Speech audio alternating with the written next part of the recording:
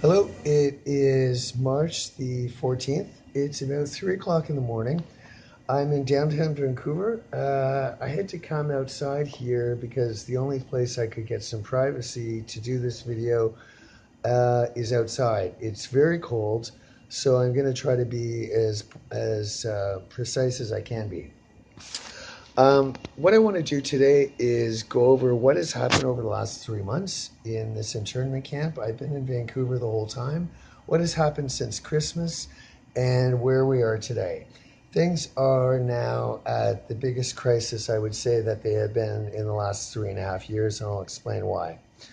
Leading up to Christmas, I thought that I was certain that I was going to be spending Christmas with my sister Kelly Dobson. I haven't been with my sister because of the police.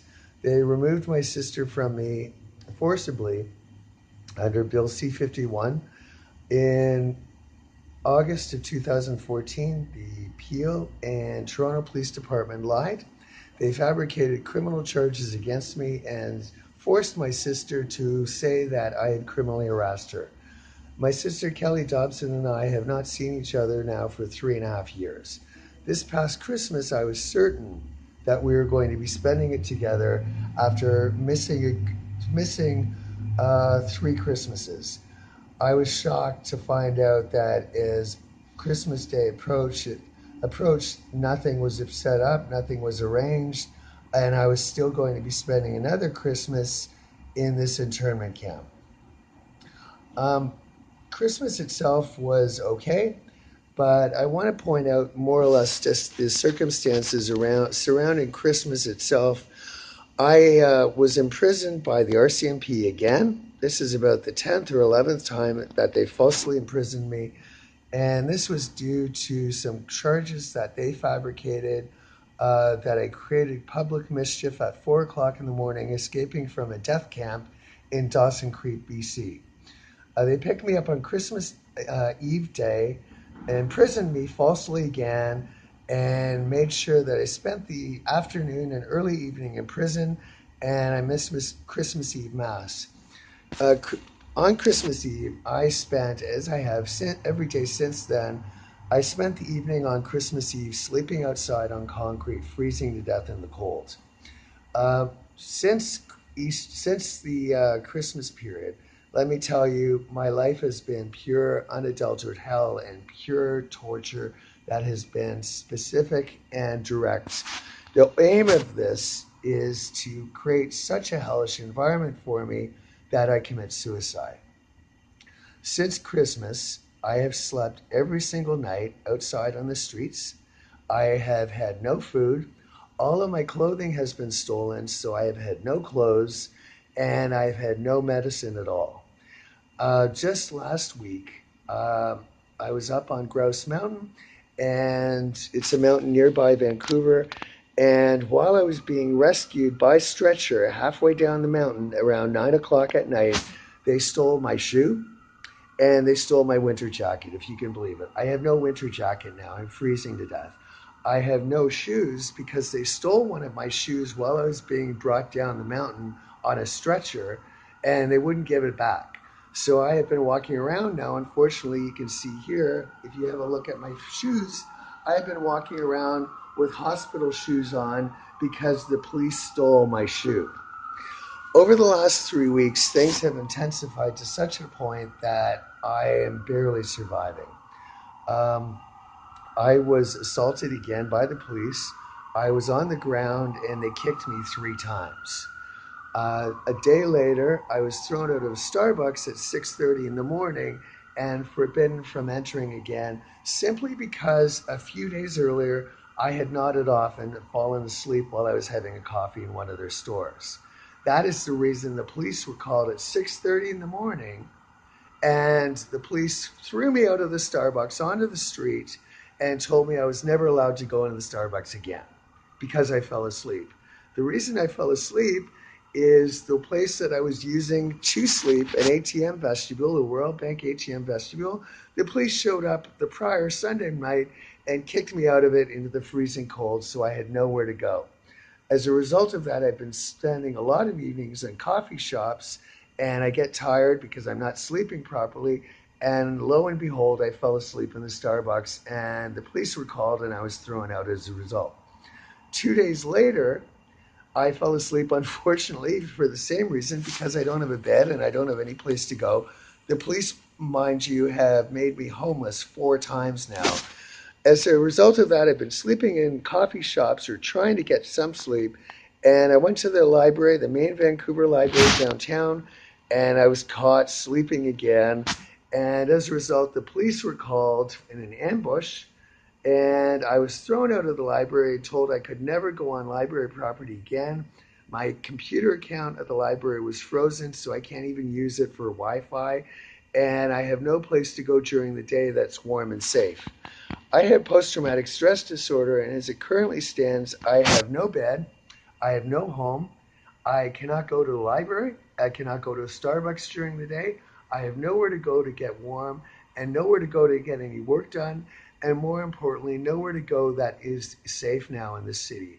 I am now stalked 24 hours a day. Because I am homeless, one of the benefits the police have is that they can stalk me anywhere I go, and they do. They take full advantage of it. The result of all of this, though, the lack of food, the lack of sleep, the lack of warm bedding, the lack of medicine, the lack of clothing. I've lost so much weight that I've started losing motor control in my right hand. And I now realize that I've lost so much weight, my body is now eating away at my muscles for fat and energy. I have about a donut or two a day. That's on a good day. Things have gotten even worse over the past week, and that's the reason for this video. Starting this past Sunday, keep in mind this is Wednesday morning, starting last Sunday, I was given no food at all.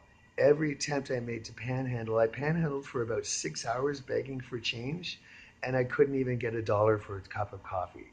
That's how vile this has become. So Sunday and Monday, I had maybe a donut or a muffin. That's it. Today, I was able to get a sandwich from the Salvation Army. 6 days in a row, by the way, this winter, I went into the Salvation Army for food. 6 days in a row. Every single day, they refused to give me any food. They refused to give me a bed since I came here. They also refused to give me any clothing. I did buy a pair of gloves, but they were stolen within 24 hours. I went into all the stores in downtown Vancouver, and either they were out of all their gloves, every single glove was sold by Christmas Day, or one store I went into and I couldn't believe what I was seeing, but these buggers went in and they cut all of the fingers in half so that only half of the glove was available and the other part, your fingers were exposed. As I'm saying, I'm now at the point where I am not surviving. Uh, 2 times I've been in the hospital. Of course, when I was at Grouse Mountain and I was trying to get down from the hospital, they used that, or from the mountain rather, sorry, they used that as an excuse to label me as mentally insane because I called for help to get down from the mountain, and they threw me in the hospital again. A few days before that, the police followed me trying to get to Lighthouse Point to see what was going on out in the harbor and what was further going out in the distance in the ocean, where all the boats were and why there were these large tankers that had formed basically a wedge all the way from the harbor out into the ocean. I went towards Lighthouse Bay. I put my coat down to climb up on a rock. It was a warmish day. The sun was out and I was sweating. The cops followed behind me and stole my winter coat and won't give it back to me. They also stole a second phone in 3 months. In terms of abuse and assaults, I have been assaulted 10 times in the past 15 months. Not one investigation is underway to get the people who have assaulted me and put them behind bars. On November 22nd, I have released a lot of videos and pictures showing the assault I received when I was panhandling for change in downtown Vancouver. The police here completely ignored it. It was a violent assault. I had to get stitches on my forehead, several places, and right above my eye. Nothing is being done. The whole thing is being completely ignored. I've asked for my sister's phone number, and her location and a proper exit strategy so that I can get out of here safely, I've been completely ignored. Specifically, on Christmas Eve, the time that I was falsely imprisoned by the RCMP, a woman told me, a female police officer told me, yes, the RCMP knew where my sister was and that she was okay, that there was nothing for me to worry about. I asked her if she could give me her phone number or location. She refused. I asked her if she would pass on a Christmas message to my sister, wishing her a Merry Christmas and asking her to contact me and try to get a hold of me. She also refused.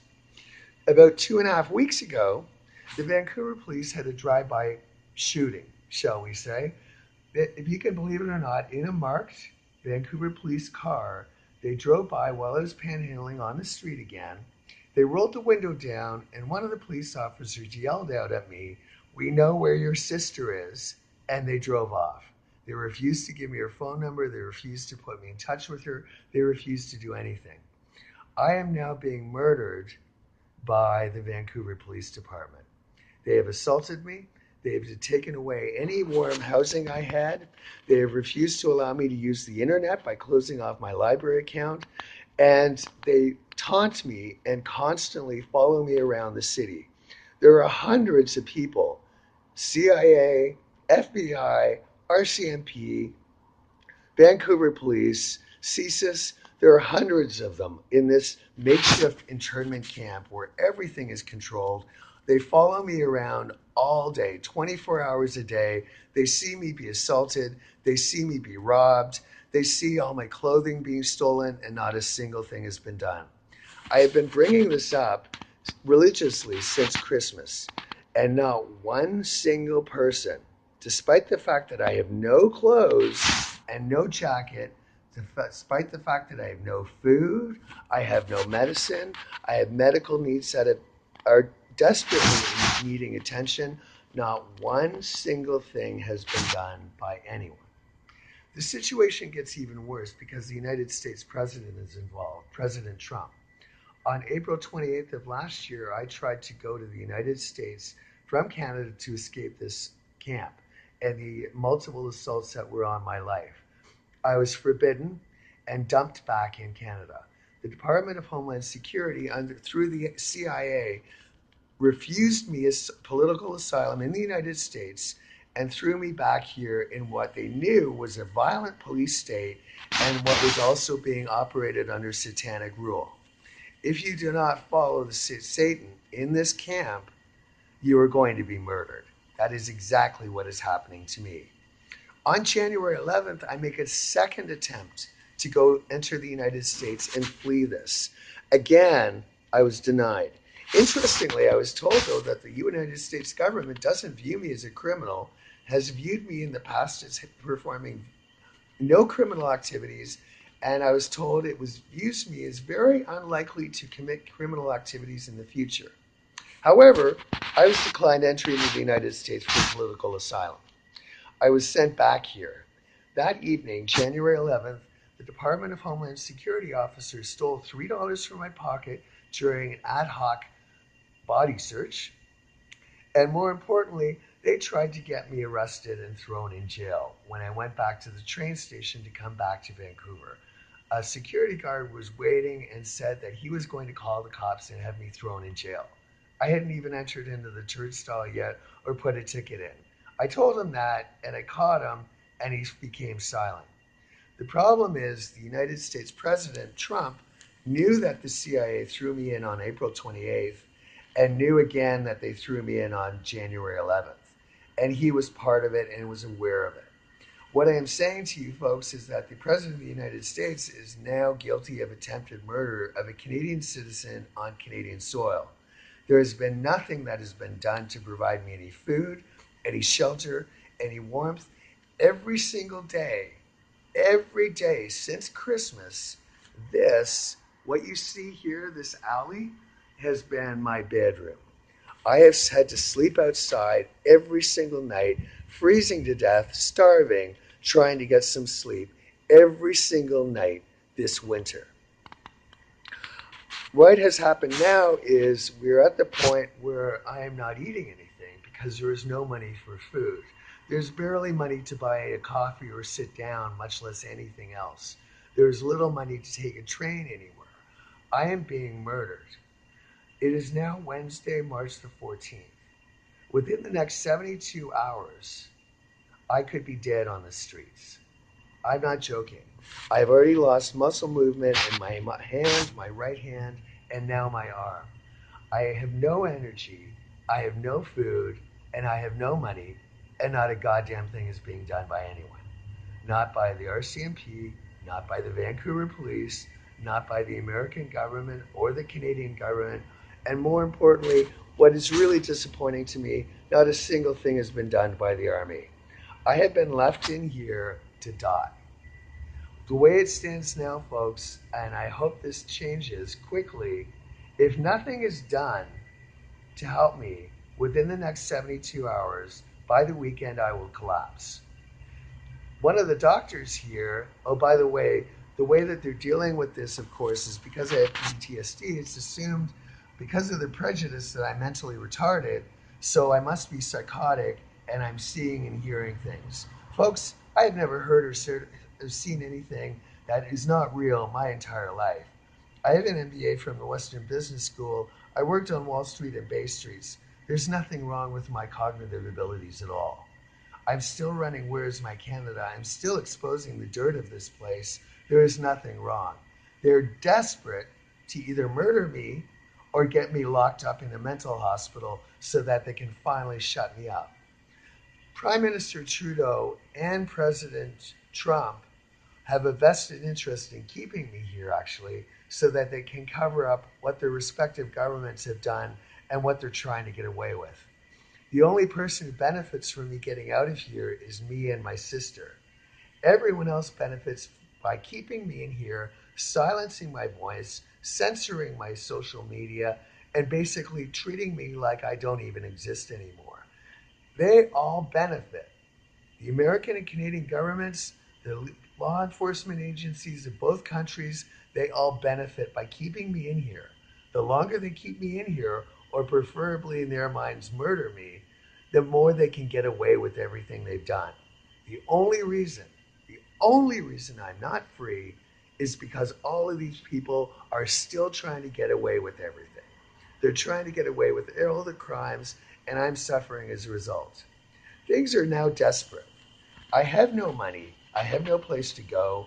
I haven't slept in a bed, aside from a few hostels that I've stayed in and shared a room.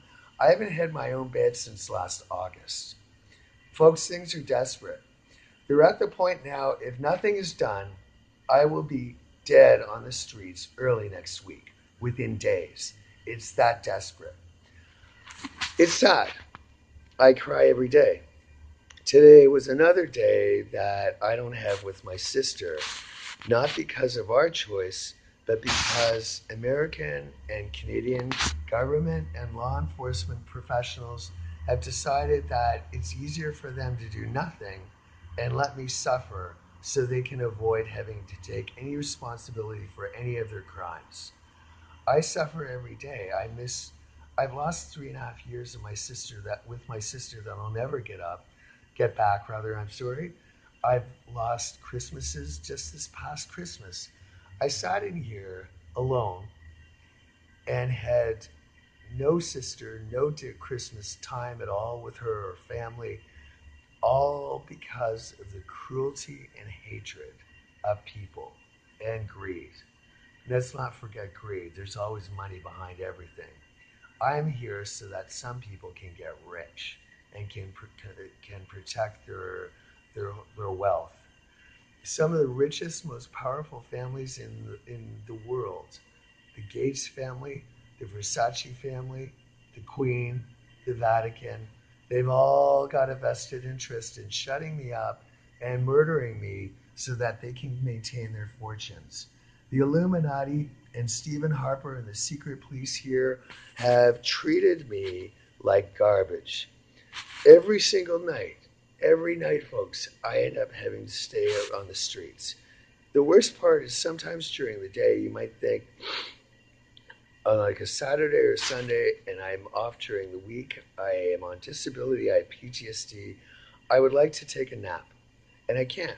I have nowhere to go. As every day, as the afternoon approaches the early evening, the dread sets in. I have nowhere to go tonight. I can't rest. I can't sleep. I'm going to be outside either on a coffee shop or on concrete here out freezing out in the dark. This is literally where I'm spending my evening tonight.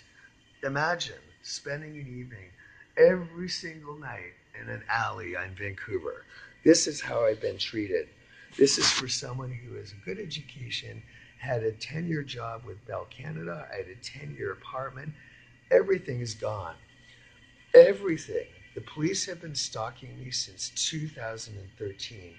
October the 4th, 2013, the Toronto police entered my life and they refused to stop stalking me. They've taken all my money. They've taken my house. They've taken my job, my doctor, all of my clothes. They have, and my sister. They have completely, the police in this country have completely trashed my life. There's nothing left. I'm barely surviving. I'm barely surviving. I have made one decision, and that is going forward. I want two things. I want my sister's phone number so I can contact her and find out where she is. And I want a safe exit strategy to get out of this Nazi hellhole once and for all. Canada, my friends, is a dump. It is pure goddamn hell living here. If you live here and you don't follow exactly what the police state says, you will be imprisoned or murdered. That is the current state of Canada today. I want my sister's phone number and I want an exit strategy to get out of here immediately. Otherwise, we've only got 72 hours. You're going to have to deal with my dead body. Once I get out of here, I am closing off all communication with all law enforcement going forward. I spent 25 years of my life without any encounter with the police. No records. I have a clean criminal record. I never spent any time in jail. Starting October 4th, 2013, the bloody bastards won't leave me alone. Every single day, they stalked me 6,000 miles across the country from Toronto to Whitehorse, Yukon, and then all the way down here to Vancouver. They are relentlessly pursuing me and they will not stop. I've made the decision that I'm getting out of here. I'm reuniting with my sister and I'm going back to my old life. I refuse to have anything in my future jeopardized or compromised by a bunch of cops who refuse to stop stalking me. They are criminally harassing me. They have been criminally harassing me since 2013, and I demand it to stop. I refuse to go through the rest of my life with cops stalking me and harassing me until I die. I will get back to where I was before, which is no communication with cops of any kind. If they come down the street or they go in a coffee shop, I will get up and walk out just to avoid them. I need to do that. Come to realize in the last couple of weeks, if I don't do this, I'm never going to have a free future. I'm going to be stalked and harassed for the rest of my life. I can't tolerate that. So the only way to get rid of it and have peace of mind for the rest of my life is to walk away from all of this, let the lawyers and the judges deal with everything, and get my own personal life back free of any law enforcement at all. I demand and I want my freedom back. That is the current state of where things are and where things have been for the last 3 months. Since I came to Vancouver, there are some nice people here who have been very generous, and I am very, very, very grateful to you. You have made horrible days bearable. You have given me food to eat. You've given me some cigarettes. You've given me some nights some places to stay. Very cheap. I've saved some money if I could. You have helped me a lot. Vancouver, though, has been a complete shithole. The government here, the police, the ambulance drivers, the doctors in the hospitals have treated me like shit. There are outstanding medical needs that are all being ignored and nothing is being taken care of. If I stay here any longer, you might think that Going without any more food until this ends is a dramatic thing to do. It's part starvation, part hunger strike. I have $2 in my pocket right now to last until the end of the month. That's how much money there is left. I've gone to shelters. I've been denied. I've gone to Salvation Army. Like I said, 6 days in a row, they refused to give me any food. They flat out refused. Today I went in again and I was able to get some bread. That's all they could give me. I am being starved to death, folks. If this continues, I will end up dead here. The only way to circumvent it and get out of here is by making this video, making the announcement, and setting my ultimatum. I want my sister's phone number immediately. The RCMP and the Vancouver police have the phone number. There's no criminal charges outstanding against me. There's no criminal record. There's no reason to forbid me from seeing my sister. Not only am I suffering, but she's suffering as well. She hasn't been with me for 3.5 years, and there's no other family. My father, by the way, was a Toronto cop.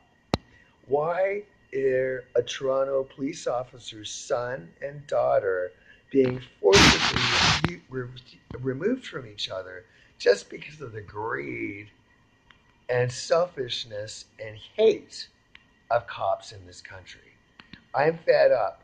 I demand that this be taken care of immediately. The President of the United States currently will be facing attempted murder charges. He was aware of what the CIA was doing. He sent me back in. A second opportunity, he sent me back in again. He has done nothing, despite the CIA being directly involved in the torture that I have gone through for the past 3 months. Not one single thing has been done to alleviate or rectify the situation. Not one. I will be taking the United States government to court for attempted murder and criminal harassment. That is a guarantee. I suggest everyone start paying attention to this, because if no one rectifies this and no one makes any immediate changes within days, I will be dead. And then people will be facing murder charges. I don't want that. I want my life with my sister. I want peace of mind, and I want to walk away from all of you forever. Ever since you all piled into my life, it's been pure hell, and I have lost everything. I am demanding that this change immediately. I'm demanding the White House and Justin Trudeau get on the phone, get me a warm place to stay, a motel room or some sort of simple place with a bed, with some food, and get me a doctor that is real, that's not a clone, who can attend to the medical conditions that I have that have been building up over the winter and remain unaddressed. I was assaulted on November 22nd. I want the person who assaulted me charged and brought to court and face criminal convictions. Nothing is being done. That's exactly what this place thinks of me. They view me as a mental retard, and that anyone can assault me, as the police themselves do, and get away with anything. I'm done with this video. It's about half an hour. I was trying to keep it short, but I wanted to update what was going on and the urgency and the emergency that's existing over the next 72 hours. If I don't get any attention immediately, I will be dead on these streets. My name is David Sullivan Nesbitt. I appreciate you watching this video. I will try to keep it updated, and let's hope that some sane voices and some sane minds can finally get control of this situation. I am being murdered by the Vancouver Police Department. I need immediate action, or else I will be dead.